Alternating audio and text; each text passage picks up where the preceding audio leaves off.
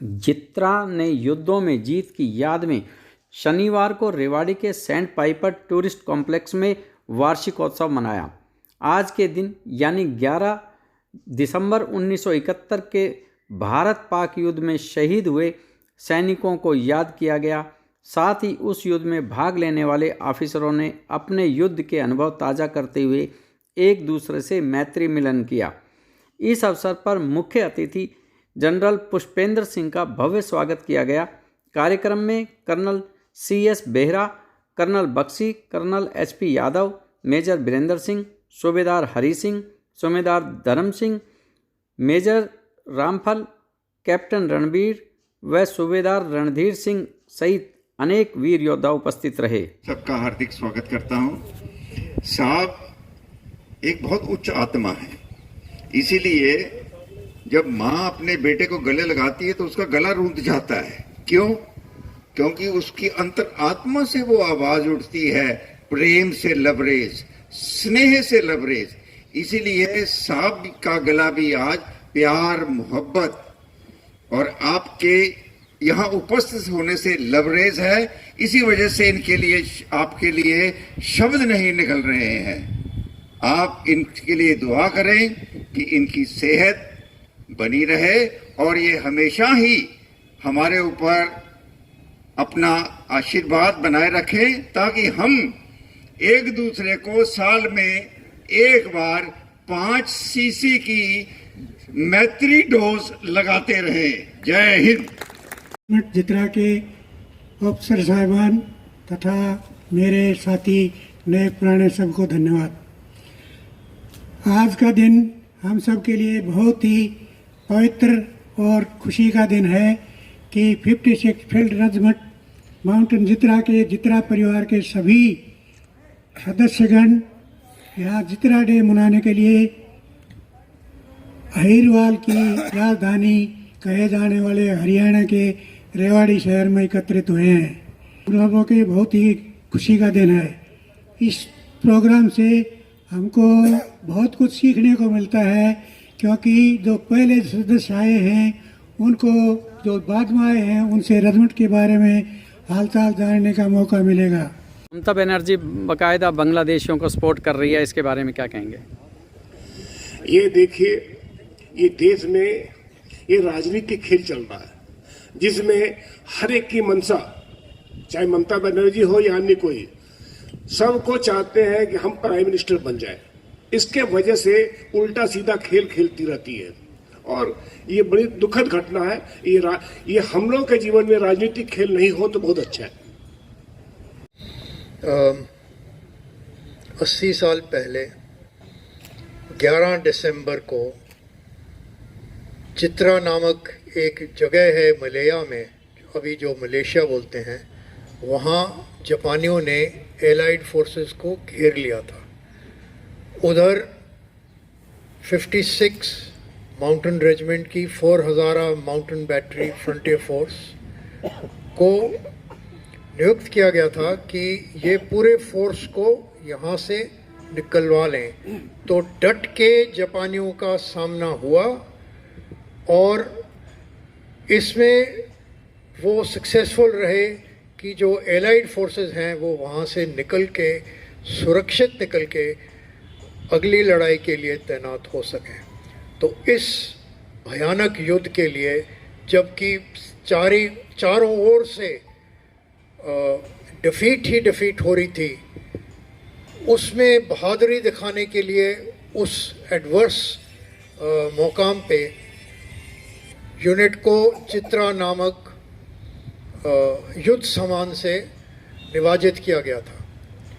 ठीक 30 साल बाद उसके, और आज से 50 साल पहले 11 दिसंबर को हमारी फर्स्ट मराठा लाइट इन्फेंट्री, जो जंगी पलटन कहती है, उसने जमालपुर में दुश्मन को पीछे से घेर लिया था और सुल्तान अहमद थे उनके सीओ, पाकिस्तान सीओ, उन्होंने एक बुलेट दे के बोला था कि हम आपके खून से ब्रह्मपुत्रा को लाल रंग देंगे, पर उसका जवाब हमारी 145 माउंटेन बैटरी ने डट के दिया, इतना भयानक फायर किया कि तोपें लाल होके, रात को जैसे लोहा लाल होता है वैसे लाल होके इतनी हॉट हो गई कि ये खतरा था कि अभी शेल लोड करेंगे तो वो तोप वहीं फट जाएगी। तो यहाँ यादव साहब हैं इधर, इन्होंने बोला कि गन हॉट, रेड हॉट। तो उधर से आया कि भाई अभी हमारी फौज घिरी हुई है दुश्मन से, आप फायर करते रहिए। और ये फायर होता रहा, सारी रात होता रहा। अल्टीमेटली उन्होंने फायर अपनी पोजीशन के अपने सिर के ऊपर गिराया। तब सुबह होने से पहले उनके रेडियो स्टेशन पे एक रेडियो कॉल आया, Pakistan station for any Indian station, हमें गोले नहीं चाहिए, मेडिसिन चाहिए, आप खुदा के वास्ते ये तोप खाने की जो फायरिंग है उसको बंद कराएं, हम सरेंडर करने के लिए तैयार हैं। तो जब वहाँ गए, उस इलाके में रोशनी हुई तो देखा कि लाशों की, पाकिस्तानी सैनिकों की लाशों की वहाँ बिछार लगी हुई थी। और इस लड़ाई के बाद जो मेन और शॉर्टेज रूट था ढाका का वो खुल गया। और उसके बाद हमारी रेजिमेंट की 563 माउंटेन बैटरी ढाका में पहली तोपखाने की यूनिट थी जो प्रवेश हुई। और बाद में यादव साहब ढाका में 1-1.5 महीने के, कितने देर के लिए, डेढ़ महीने के लिए रहे, 31 जनवरी तक। तो ये वीर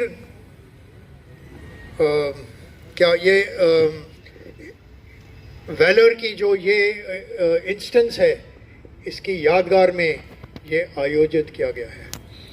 मैं एक चीज़ और बताना चाहता हूँ। मेरी तकरीबन 40 साल से ऊपर नौकरी हो गई थी फौज में। मैंने आज तक कोई यूनिट नहीं देखा जहाँ की उसके जवान और जेसीओस ऐसे समारोह आयोजित करते हैं। कमांडर होते हैं जो कि हुक्म देते हैं, और मिलिट्री लीडर होते हैं।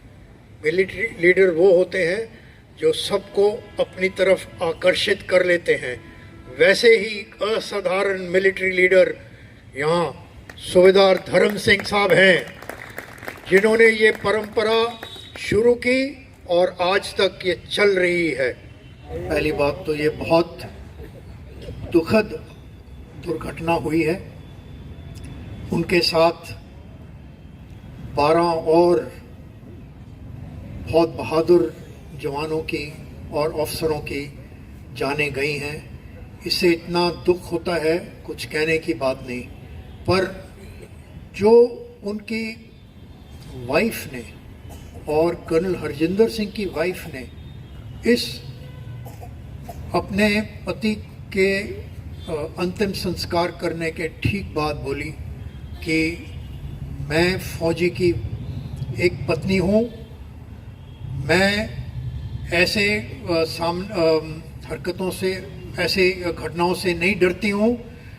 मैं पूरी तरह सब लोगों की, यहाँ जो भी आए हैं उनकी फैमिलीज़, उनके साथ उनका सहारा देने के लिए मैं तैयार हूँ। और हंसते हुए, मैं रोऊंगी नहीं क्योंकि मैं एक वीर फौजी की वाइफ हूँ, मैं हंसते हुए उनको विदा करूँगी।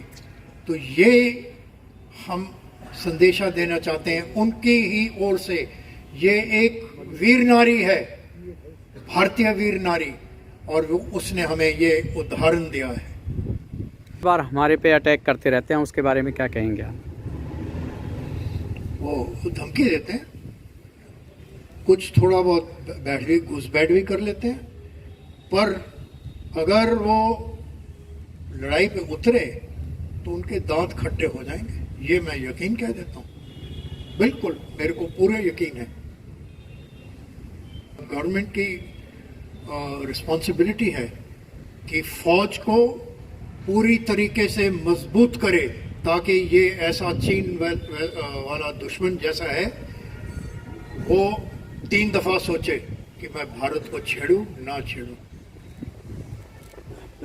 आपके सीने पे मेडल लटक रहे हैं, उसमें एक मेडल ऐसा भी है जो आपको विशेष तौर से दिया गया है, उसके बारे में क्या कहेंगे? हाँ, वो जिस मेडल का आप जिक्र कर रहे हैं वो वुंड मेडल है, जो भारत माँ के प्रति समर्पित कर्तव्य पालन करते हुए जख्मी हो जाता है, उसको ये पद जो है, ये मेडल जो है प्रदान किया जाता है। ये मुझे 14 नवंबर सन 71 में मैं कमालपुर के युद्ध में जख्मी हो गया था और मेरे जवाड़े के ऊपर गोली लगी थी यहाँ पर, लेकिन ईश्वर की बड़ी कृपा है कि मैं आज जिंदा हूँ और आपसे बातचीत कर रहा हूँ। और राष्ट्रपति जी ने मेरे को मेंशन डिस्पैचेस से सम्मानित किया था।